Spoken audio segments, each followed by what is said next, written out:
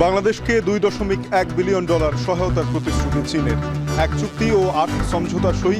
তিস্তা নিয়ে বেইজিংয়ের সহায়তা চান প্রধান উপদেষ্টা। You are invited to be part of that movement. It's not only business, it's a transformation.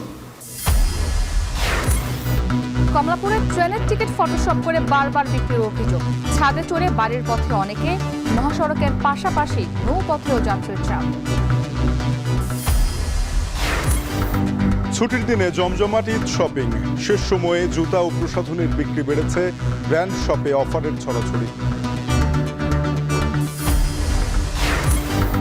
ঈদের আগে বেড়েছে সব ধরনের মাংসের দাম। তরল দুধের দাম চড়া, বেশি দামে বিক্রি হচ্ছে সবজিও।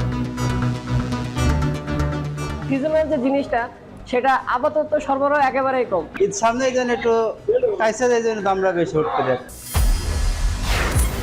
মিয়ানমার ও থাইল্যান্ডে শক্তিশালী ভূমিকম্পে নিহত 6। হতাহতের সংখ্যা ছাড়াতে পারে কয়েকশো। ধসে পড়ছে সেতু ও ভবন।